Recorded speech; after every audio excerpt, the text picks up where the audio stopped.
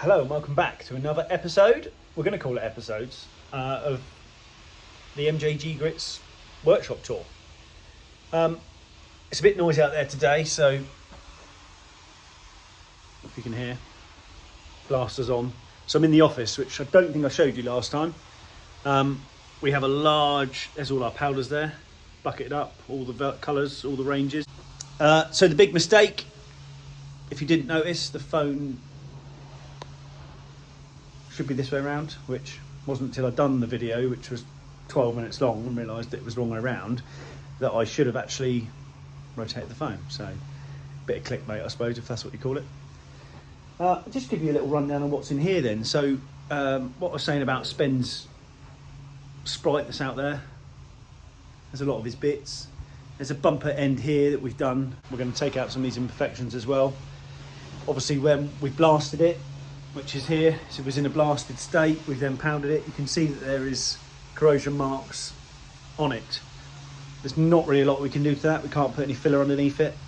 So the only thing to do now is we're going to keep that black on there. We're going to sand the black down. So as we sand the black down, the powder then acts almost like a filler itself and fills in some of the sections. You know, we could spend hours and hours and hours doing panels like this.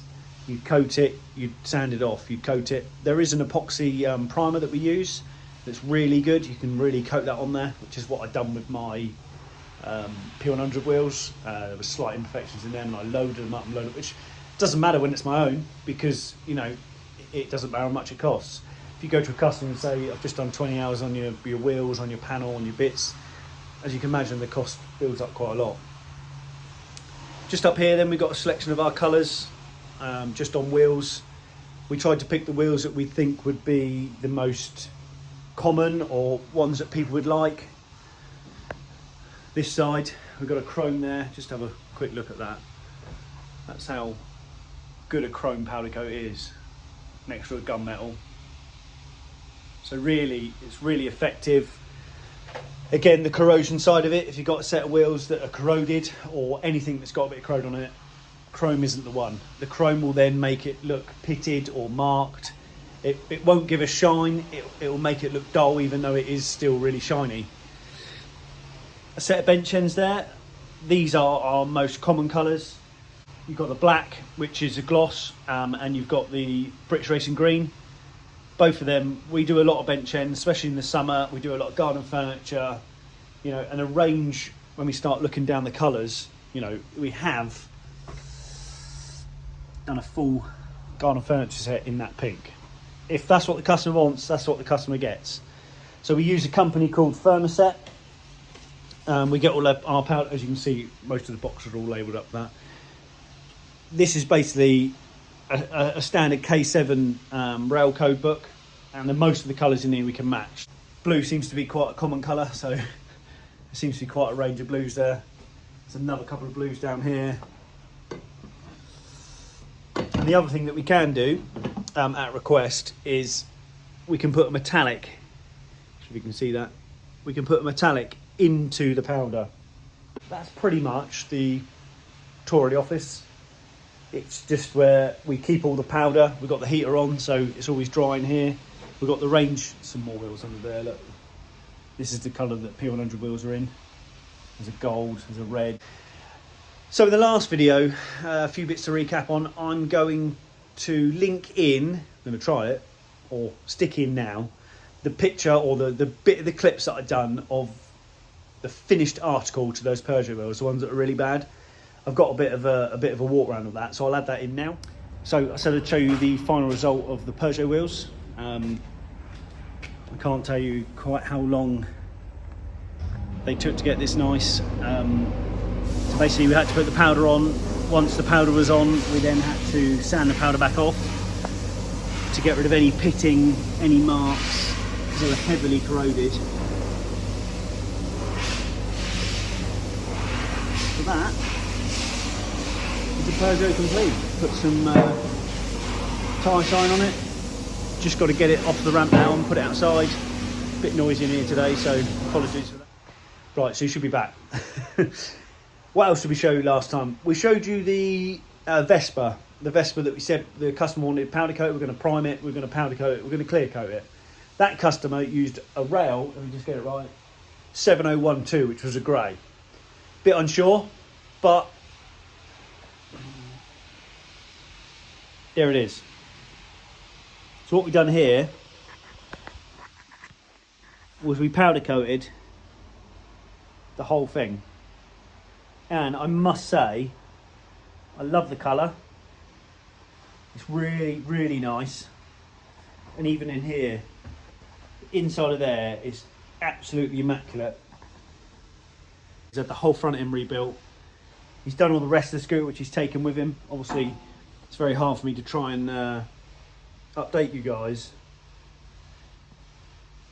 and try and do some work, which I'm going to try and do these regularly. As I said, I don't want to bore you with what's going on. We do quite a lot of wheels, we do a lot of Vespers, we do a lot of gates.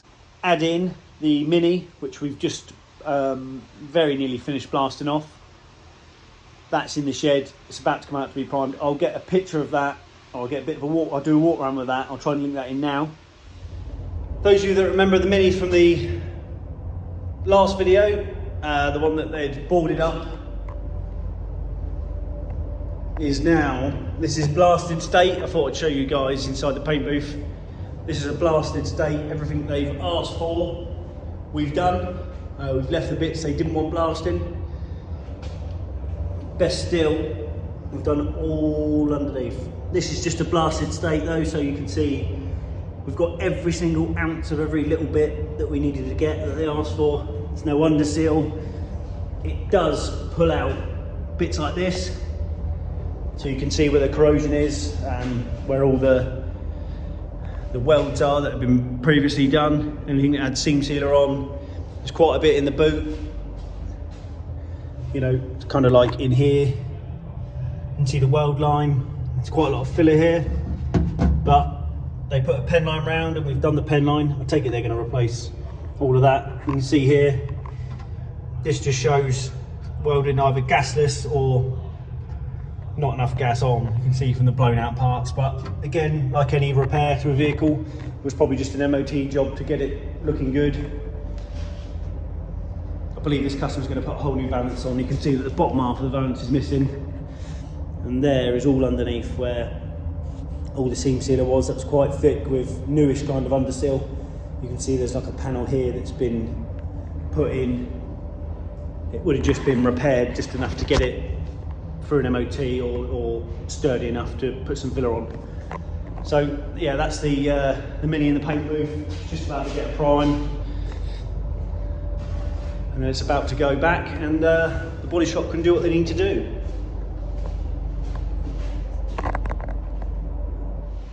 And do a walk around of that just a bit primed. I'll do a bit try and do a bit talking over that. That might not work, but I'll try. Again, very new to this, but we'll see how it goes. I'm going to show you the Mini now. It's had a coat of primer on it. This primer is quite thick. It's easy to hide anything. So say we'd missed a few bits. It's very easy to dust over the primer to hide it. Hence why we always do a bit of a walk round and a load of pictures prior to priming. Just coated it now, so it's got a bit of protection on it. The roof on these are very soft, so we've only done 4 inches around it. Customer will DA the rest of the roof off. But there it is, all primed, protected, ready for the customer to do their thing. So the other thing to mention was Car Club. I said to you guys that I was doing a double Healy event, weekend event. It was the first event I'd driven on Tarmac, and all I can say is it didn't go very well. It's by far the hardest thing I've ever driven, especially on Tarmac. It just spat me around in circles. So what I'll do, I'll add the clip in now of one of my tests. This is not how you should be doing it.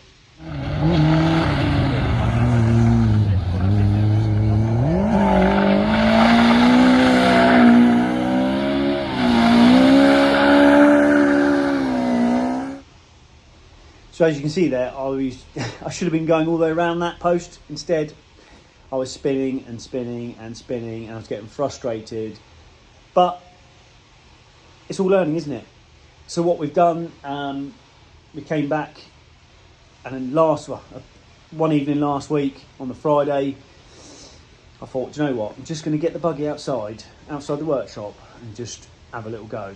So I was going up, turning around, coming back, going up, and I got a bucket out and thought, I'll just try and get 180 around it, and then I'll try and 360 around it. So I'm going to clip in just a few of the snippets now of all of the ones that we've done.